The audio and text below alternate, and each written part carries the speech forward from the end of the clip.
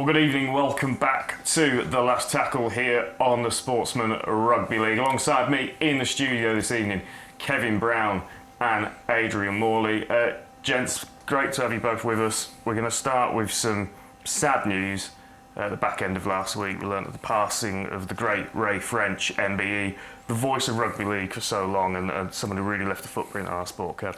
Yeah, and he left a personal footprint on me as a player. When I was playing, I did a lot with Ray, and when I was growing up, Ray was one of the reasons I wanted to be a rugby player. He made it such a special event when he was commentating on the game, and like you say, he was the voice of rugby league. But when I got to know him personally, it was just how nice he was as a fella. And you know, he struggled at the back end of his life with dementia. Alan Rooney, who was his close friend, was still taking him to the games up until recent times at Saints. But everyone in rugby league knew Ray French, or at least knew his voice. But as a person, he was a remarkable bloke, and yeah, thoughts go out to his family. Well, so many cup finals, Great Britain Test matches, BBC games for years that he was the soundtrack to, and we knew his voice as the voice of rugby league. Yeah, iconic. He was a fantastic player. Let's not forget how good he was as a player. He was a tourist with Great Britain, played internationally in rugby league and rugby union. But it's as a commentator as he will go down in history, as you've mentioned, the voice of rugby league. And I remember when I first got to my very first tour with Great Britain Down Under, he was part of all the staff, and he used to organise a game of touch football with all the guys, and he'd say to the youngsters, "Come on, let's see how fast you are." But he never lost it. He still had some skills, but it was all always there, and loads of time for you. He was absolutely fantastic tourist, and he'll be sorely missed. Yeah, rugby man through and through, a dual code international and a legend in the commentary box as well. Our thoughts of family go out. Thoughts go out to the friends and family of the late great Ray French MBE.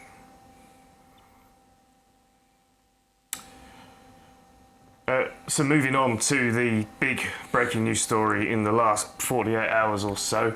At a vote, Super League clubs have confirmed that the competition will move to a 14-team division next season. Still a bit to kind of be thrashed out about exactly how it's going to work. We know that the 12 team, as you like, will be decided, or the 12 teams will be decided using the IMG criteria. 13 and 14 is going to be a panel who are going to use that as a kind of framework, but sort of manually choose the two teams. Kev, I'll come to you first. There's going to be a lot of opinion on this on both sides of the fence. I know it's split a lot of people. There's a lot of pros and cons to it on both sides of the argument.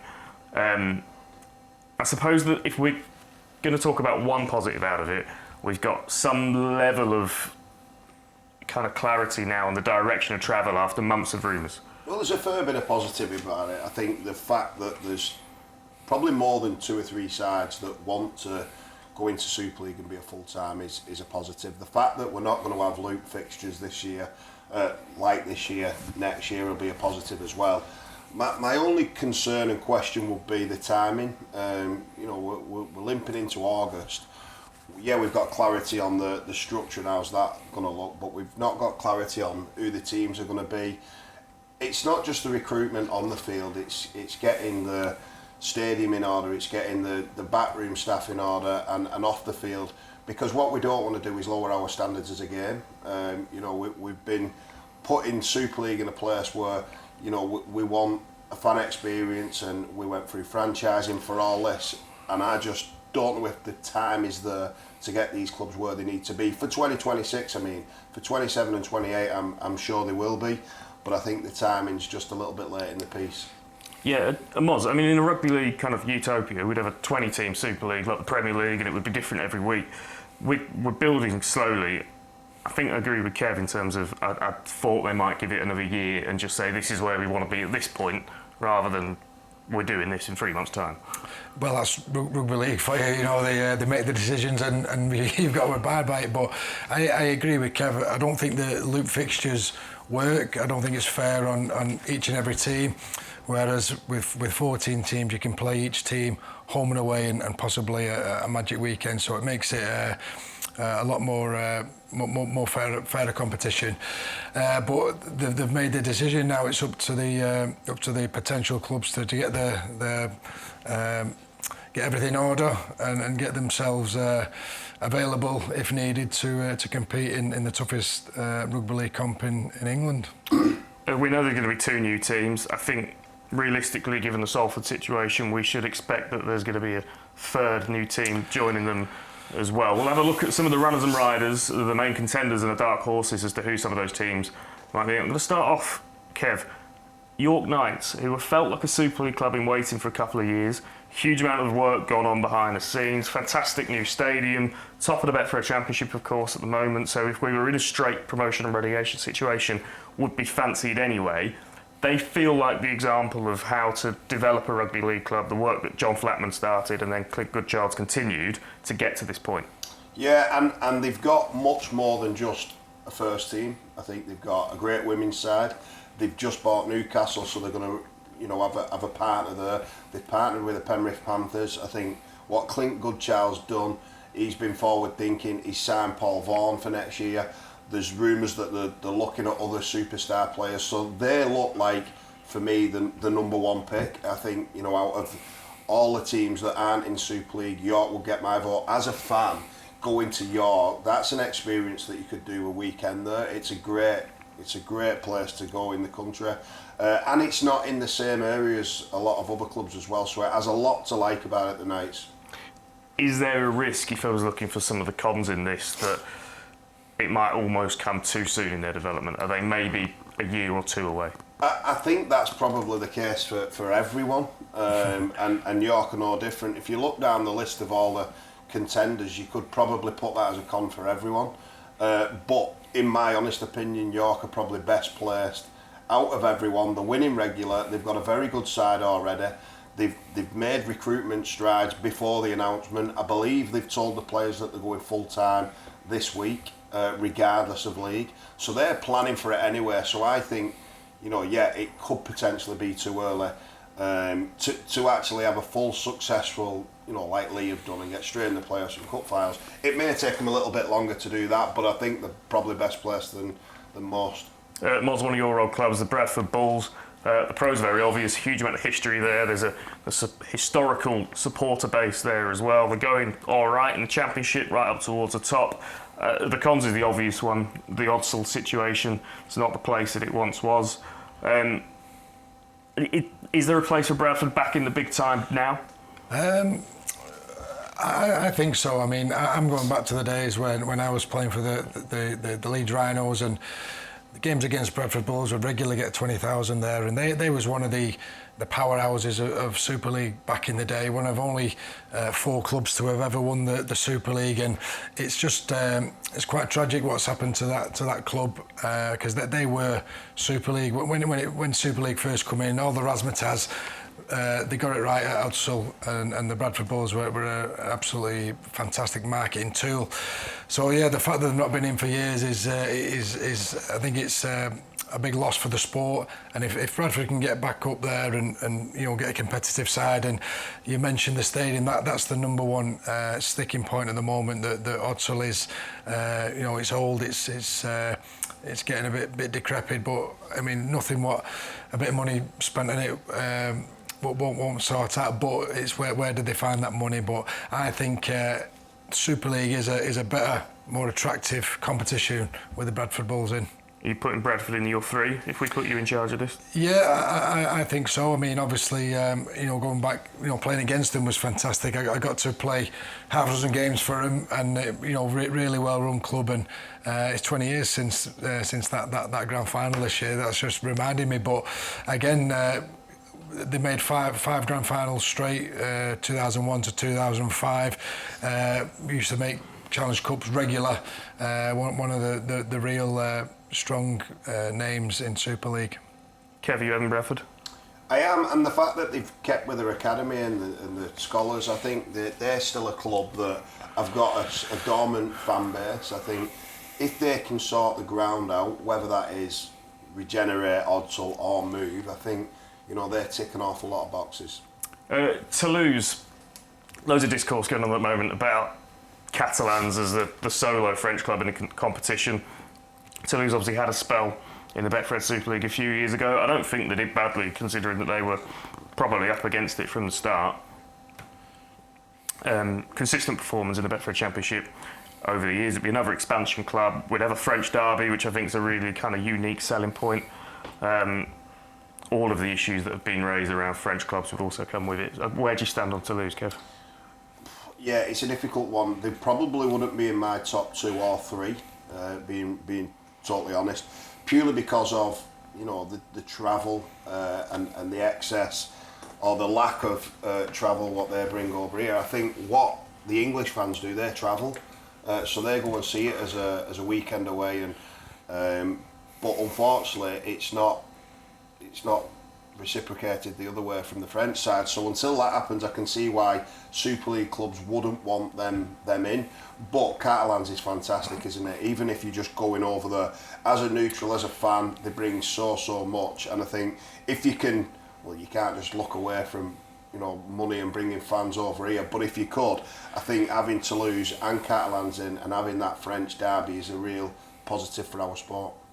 Yeah, I get what you're saying about the financial side and the Super League clubs realising that they're not going to bring a load of spectators over, but I'm an expansionist. I'd love to see Toulouse in there. I'd still love to see Toronto in there, but that's another story. But if we're serious about developing the game in France, I think having 2 French clubs in the Super League would be the way forward. I think that would dramatically improve the national side, which in turn would improve the English side, healthier competition. So I'd certainly have them in. It's a fantastic city. But it does come down to finances. A lot of these issues we're having talks about do come down to money and what do they bring to the table. But in terms of just a rugby league perspective, I'd certainly have them in. On the subject of expansion, London Broncos, I think this is a really interesting one, Kev. Look, London Broncos, if you can get it right, brings profile in the capital, which the sport desperately needs. They've got access to a huge player pool down there in terms of the junior league that spreads right across the south of England. Good stadium now at Wimbledon as well. Gary Hetherington at the helm. It all just feels like it might be slightly too soon for them, though. If you look at where they are on the pitch, where they are in terms of crowd attendances, I know that would go up if they had an extended period in Super League, where they are in terms of the Gary Hetherington project. Is this maybe 12, 24, 36 months too soon? Yeah, I definitely agree. London Broncos need to be in Super League at some point, but they've started from ground zero, haven't they? Since Gary's gone there, the club was pretty much gone. They're 11th in the Championship. They'd have to have a full new squad.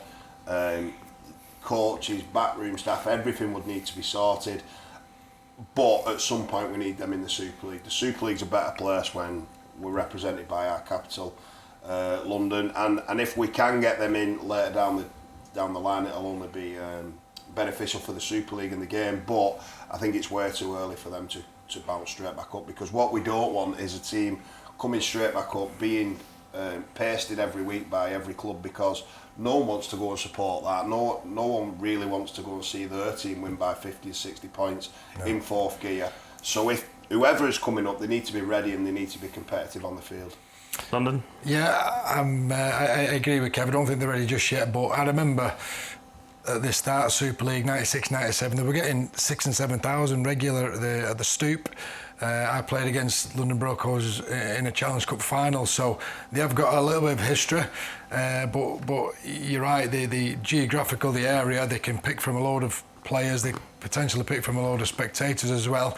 But you just need the sport to ignite that, down there. But Gary Hetherington, if anyone can sort a Super League club out from the bottom, it's Gary Hetherington. So I think our sport would be a lot more credible with a strong London side in. So I think that's his plan, but I think probably not for next year. In the next few years, though, definitely. Last one I'm going to mention before we move on. I think it's a really interesting one. Maybe falls into the same category in terms of how quickly things might happen. Oldham, Kev, completely turned around in the last 2 years.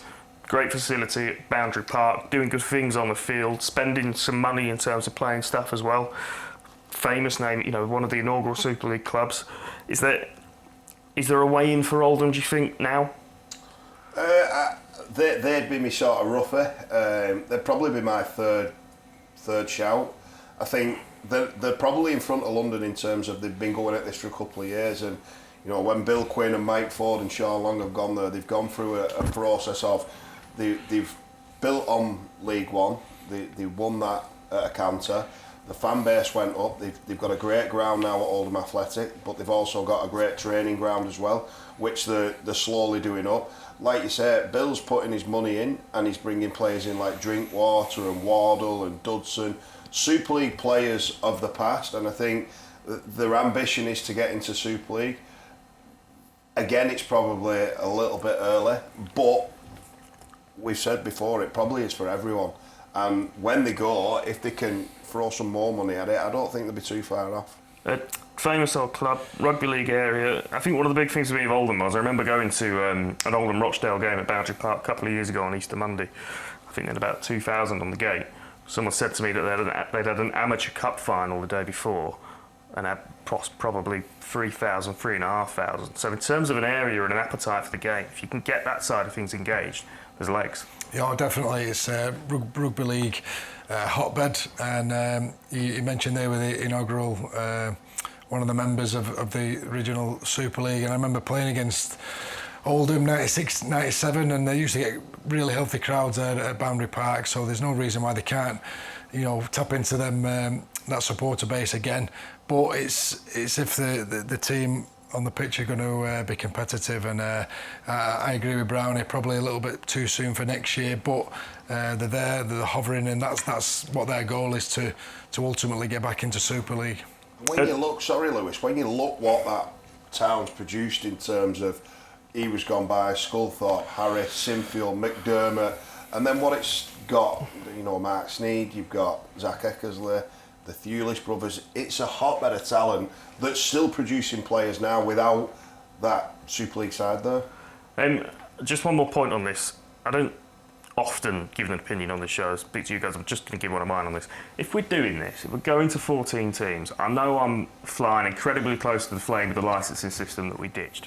But surely these teams need to have a couple of years, 3 years immunity from going back down. You can't just chuck them up and say, right, 1 year, get it right. Absolutely. And another thing that needs to be is the top of the process needs to be sustainability. The shambles that is going on down the road at Salford is no good for the game, no good for anyone. I remember we was talking in here how good Vegas was, and then the week after it we were slammed with, we may have a club going bust. So sustainability and the process to actually get it right in time is definitely needed. Right, let's move on to just reflecting on the 3 games that we had at the weekend. A split round 20 in the Betfred Super League, where we've normally had an international break. We've taken the opportunity to give teams a week off. We'll start off with Wakefield getting it done in very dramatic fashion against Leeds, Kev. Trinity right in this playoff hunt. They're not fading away. They're not going here, are they? No, I think if anything, they're getting stronger. The games I've seen, the competitive, it's a tough place to go now over there at Wakefield. The fact that the fans are right on you, the ground is shaking, and what Matt Ellis does, I love it when he goes on the field after a win and he gets the crowd going. And Mason Lino, he's found a new lease of life. I think everyone knew Darryl Powell was a great coach when he was at Warrington, and even when he left Warrington, and it's no surprise to me that he's got Wakefield going. I don't see them going away. I think they may end up 5th or even 4th. Leeds, a little bit fits and starts at the moment, still there or thereabouts in terms of league table. It's a long old season, though. It is a long old season, and that game could have gone either way. Let's face it, they didn't get schooled or anything, but I was looking forward to this game most out of any of the 3 games last week, and it didn't disappoint. It was absolutely fantastic game. Great to see another really healthy crowd there at Wakefield, and the game, you couldn't have asked for more from the game. So dramatic, and that's what Super League's all about. And you mentioned the owner jumping on. I thought it was fantastic, showing a bit of passion. But it was a tremendous game. Well, all this talk about expansion and which clubs should go up, they're the model, aren't they? I know they've spent some cash, but they've done it the right way. Dropping down to the Championship, they've come back so much stronger. Moving on to Wigan, they were made to work for it. Wasn't all plain sailing against Catalans, but back in the winner's circle, 2 more points on the board. ground gained on Hull KR, albeit maybe temporarily. What do you make of Wigan, Kev? I thought they were poor. I really did. I thought Catalan were okay, but Catalan aren't anywhere near where they will be in a year or two under Joel. At this moment in time, I expected Wigan at home to really bounce back. I know Matt Peet and his team won't be happy with that. Yeah, they're in the winner's circle, but I was at that game and there was a lot of unrest that what is going wrong, why isn't it clicking? But what I would say is they normally find a way at the business end of the season. You know, without Bevan French, Luke Thompson, Sam Walters, Jay Field, I think any it's team... a lot of salary cap, isn't it? Yeah, it's all the points and all the excitement. So I've no doubt in my mind that they'll come back and be a real force at the end of the year. But right now, it's a tough place. It was interesting. Joel Tompkins' comments after the game. He said, "I won't be happy any time losing, but really pleased with the effort and the performance at times for the boys." So I think under Joel, even though they didn't get the win, I think they are improving. I think they will. And we've mentioned how important it is to have a strong Catalan side. It adds so much to the competition. But yeah, Wigan. I think out of the two coaches, I think Joel was happier than Matty Peet really, but it's work in progress. They're just having a dip in form, but as Kev said, I'm sure they'll be back. Wigan, they're a champion club. Reynolds, the weekend, Hull FC fans, it must be quite stressful this season. I know it wasn't great last year either, but it's rocks and diamonds. And it was rocks again against Huddersfield. Yeah, well, they did get the win at home for the first time in nearly a year against Wakefield the other week. So everyone thought that's the hoodoo. You know, when Huddersfield, who were not going particularly well, you'd think, you know, we're a shoe in here for a victory, but it's back to how it has been, and getting beat off the Giants at home. It's not a huge surprise, don't get me wrong, but I think they would have expected more out of that fixture than they actually got. It feels like one of those, Kev, we might be sat here in September looking at the playoff places and they might look at that result and go, oh, why didn't we win that? Well, I think if you're a fan... And 5 other games this season. Probably, if you get your season ticket, you probably want to swap it for an away ticket, don't you? So at the moment, I think it's probably a little bit between the ears that when things don't start to plan, they just end up nosediving really quick at home. But I think Huddersfield will do that to quite a few teams at the back end of the year. Luke Robinson's got his team back on the field. Luke's a very good coach and there's a lot of very good players. The perception is that they're a really poor side at the moment. They're not. They're really tough to beat. They were tough to beat against Wigan the week before. They've gone away and beat Hull. So I think they'll do that to a few teams. And I agree with you. I think Wakefield are going like that and Hull are dipping. So they may look some of these results and find out that that's why they're not in the playoffs at the end of the year. Right, James, before we look ahead to what's to come this weekend, obviously we are continuing to build up to the Ashes at the end of the season. Excitement building, anticipation rising, and of course we're heading to Everton, the first non-football event to take place at their brand new stadium. And Everton fan Paul Sculthorpe and Wigan's Harry Smith went down to have a look around. It's impressive down here, isn't it? Seems bigger from down here, again. Doesn't it just? What are we playing those Z cars, will they? Get us up for it. We need to get them to play it. Yeah, I know. It's mad, like they say how big it is, but you still have that feel of them being on top of us. It's going to be some atmosphere in it. Yeah.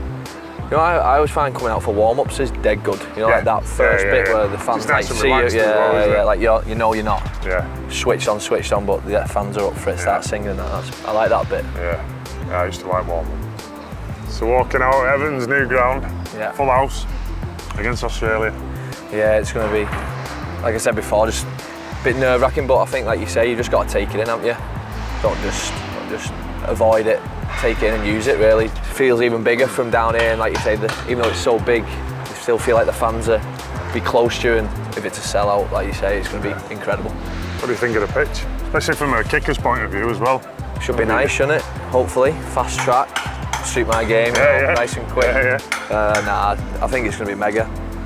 It does look like a fast track and should be an entertaining game, shouldn't it? You know, free flowing. I wish I was playing. I wish I was still playing. Yeah. Very, very envious, mate. As I said, it doesn't get any bigger than England v Australia, and very envious of you boys. So I played in the last Ashes series, last ever 2003. Really? Wow. So it's been a long time coming. Yeah. Yeah, gents, I was looking forward to this one anyway. When you have a look at those pictures, Moz, I know you loved playing for England, and you both loved playing for England, but that place sold out against Australia. It's going to be pretty special, isn't it? It's going to be every Test match is going to be very special. It just goes to show what Australia v England means to the British public. Second Test is sold out, third Test is sold out. You know, we're going to get a healthy crowd down there at Wembley as well. But just looking at some of that footage there, brought back a few memories. I could see Scully, he was getting excited. He's envious of the current squad, as we all are, who's ever represented our country. But can't wait for it. You know, it's been too long between Ashes series, and yeah, it's going to be amazing. Kev, you probably played for England in that sort of slightly strange period where the international calendar wasn't that organised and we didn't have a load of series like this. How good would that be if you'd been in that squad? Well, I played Australia twice, and I think it was between 2010 and 17, so that's how few and far between there was the games against them. But the pinnacle of playing rugby league is playing against the best, and the best are no doubt Australia. So the fact that they get to play them 3 times, and I honestly think we've got a real solid chance. I look at our squad and I'm, you know, quietly confident that if we play to our potential, that we'll be more than a chance of winning a couple of them games. So the fact that they're playing at such good stadiums, iconic stadiums that we've played at before, but new stadiums that no one's had that feeling of playing there. So it's a real luxury for them boys who are playing, and I can't wait to be there. Yeah, it's going to be an absolutely belting series at the end of this year. Let's turn our attentions back to the Betfred Super League. Have a look at the menu for this week. Another split round, 3 more games. It starts off with what should be a routine win for Hull Kingston Rovers at Salford, Kev. Oh, and let's roll the dice. Anything could happen between now and you know, tomorrow with Salford and OKR. If Salford get paid, if they turn up with the best attitude, they've a chance. They've a chance because they're a good side. What they produced over against Leeds, I thought they were sensational for 40 First minutes. half, very good. Yeah, and it could have even got a little bit better. But look, there's a lot to like about Salford at the moment. My question would be, how are the boys feeling mentally? Have they been paid? We know it's the end of the month. I'm hearing that they've not as of yet. Training's been pushed back tonight so they can get the money in the bank so they can have a good session. But when things are going on like that, it's not good when you bring in OKR into town, who are, at this moment in time, the best team in the comp. Yeah, OKR unlikely to slip up, you would have thought. Miles, just from a Salford perspective again, Declan Murphy, who's come in at fullback, in a season of very few positives, he's a very bright spark. He is, yeah, he's a fantastic talent. But I just think you mentioned, you know, they do, the effort is there with Salford for all the adversity they're going through. It just goes to show how well coached they are by Paul Rowley. I just think they're he's had half his squad took off him, you know, for one reason or another. But to still go out there and be competitive as they were against Leeds the first half. You know, they scraped a win against Cast the week before, so they'll go out there and, you know, if they have been paid, they will try their best. There's no doubt about that. But I think OKR, after a week off, they've had a bit of a slip up. OKR, and they lost 2 out of the last 3 fixtures. However, I think that week off they will have rejuvenated, and I think they'll come there and wanting to put a bit of a show on against Salford. And I can see OKR getting a win and getting quite a big win, really. Interesting, because I was going to frame that the other way, which is a week off, Kev, and then a game that you're very much expected to win against Salford. I think they will win against Salford, but how, you know, is there a threat of losing focus a little bit from what has been, from pretty much round 1 of this season, a juggernaut at OKR? I'd say that is a possibility for most sides, but you just look at how intense Willie Peters is. I don't think he'll allow any sort of subconscious laxy mindset. I think they'll be going for this and saying, look, Salford will come out, they'll be trying things, they'll do short kick-offs, they'll get the jack in the box, Deck Murphy just running at you. So I think he'll turn this mentality into a positive where they can really kick on. They can see that Wigan aren't at their straps at the minute, and they can really, you know, go ahead and earn a rest at the end of the year before the playoffs and already have that league leader sewn up. Moving on to Friday, I don't think I'm being outrageous in saying that we're in must-win territory from a Warrington perspective now to the end of the season, Moz. Yeah. They face Lee, and does this go one of 2 ways? It's either a defeat, which puts them in a bad position, or it's almost as if the season restarts now if they get a win against Leeds? Well, it's that important. If Warrington don't win on Friday, I don't think they'll make the playoffs. It's just as simple as that. I'm going to go to this game. This is the tie of the round. It's at Lee, but Lee are flying at the moment, so it's going to be very, very tough for Warrington. But as I say, if they've got any aspirations to make the playoffs, they need to win on Friday. So it should be a cracking contest. I keep saying, Kev, Lee are the team I think the top two as it stands at the moment would least want to play in a one-off game, and Warrington have essentially got them in a knockout game. Yeah, well, over the last month or so, they've beat Wigan and they've beat OKR, haven't they, Lee? So going to Lee as well, it's a big derby. Derek will no doubt have it absolutely rocking there. It's a great event, but Warrington, I don't think they can lose another game. If they lose another game, I think they're done. I think Wakefield are on 22 points, they're on 18, and we're seeing Wakefield, they're not going to slip up more weeks than not. I think this is the start of the playoffs for Warrington. If they lose, they're gone. But you wouldn't want that going to Lee, would you? That jeopardy on you. I think they need to be almost perfect to beat the Leopards the way they're playing at the moment. I think with Wakefield as well, again, I say this with the greatest respect as a Salford fan, they haven't played Salford yet, so there's potentially points to be had there straight away. Well, and anyone they play, they'll feel confident that they can beat. They beat Wigan, they beat Leeds. They're a team that are going to win a lot of games coming up to the end of the year. So Warrington probably need to win 3 more games than them. If they lose this game, I think that's the season done. St Helens, Cass, Saints looking to bounce back, defeat against Lee. Castleford, a little bit of a perk a couple of weeks ago, a spike a couple of weeks ago. They've been pretty poor, let's be honest, for the last 6 weeks, 7 weeks across the season. Can they catch St Helens out here? I don't think so. I just think Saints will be too well prepared. They've had a week off. The fact that it's at home, and we've mentioned, even though they did get a win last home game, Cass, against Warrington, they lost the week before against Salford, didn't they? So I think, without an official coach being announced, I just think they're in a little bit all over the show at the moment, and it'll be too tough an ask to go to St Helens, who have got their eyes firmly on the playoffs and get the win. So I think Saints, this one, I think it'll be quite a convincing win for Saints. Saints have slipped down to 5th, albeit with a game in hand, obviously the week off last week. They need every win they can get as well if they're looking at top 4. Yeah, and I think Saints' strength is defence. I think they're the second best defence in the comp at the moment, so you'd think they'd have enough in their attack to open Castleford up 3 or 4 times. So I think Saints win this game by 14 to 20 points.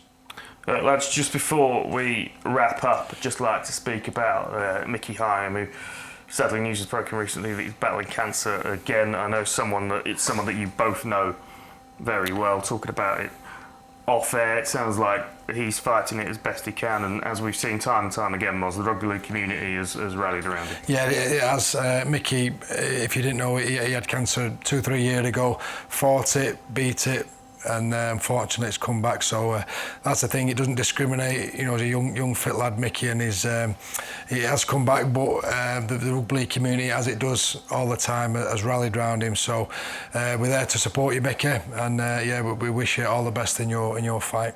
Yeah, absolutely. Kev, it's at the kind of hardest moments that we see this sport at its absolute best, isn't it? Yeah, it is. You play with players and you support people, and you forget sometimes that they are human beings, and Kate, Alex and Harry, his sons, are going through it as well. So like Moz said, he's a terrific fella, and he's a very optimistic guy as well, and he will tackle this. He's one of the hardest trainers, the hardest teammates I ever had, and one of the very best people I have been around in the 20-25 years of pro sport. So we're all with you, Mickey, and hopefully you get through this, and the rugby league community will back him up on that, I'm sure. We tackled everything that moved, didn't he, when he was playing? As these guys say, Mickey, the whole sport is behind you, all hoping for the best, and as we've seen already in recent weeks with the fundraising, a brilliant response. Gents, great to have you with us. Loads to talk about as ever. I thought we might get a nice quiet week, and then never happens, does it? Maybe one day. Loads of rugby league on the way. I think we're officially on the road to Old Trafford at this point. I think this is when you can say it now. It's on the horizon, isn't it? With every game laced with so much significance as we get towards the playoffs, and that top 6, I think the top 2 is probably sewn up. Everything below that, actually, I don't think second is sewn up. No, I don't think second. I think Lee will be, rubbing their hands together. I think Saints need to win this week to hang in there, don't they? They're, a couple of points above Wakefield, so it's all to play for. There's a bit of jostling going on, and there's some real form sides looking to knock these big boys off. Yeah, can't wait for the next few weeks. We'll be with you every step of the way here on The Last Tackle. We'll see you next Wednesday. This is my time.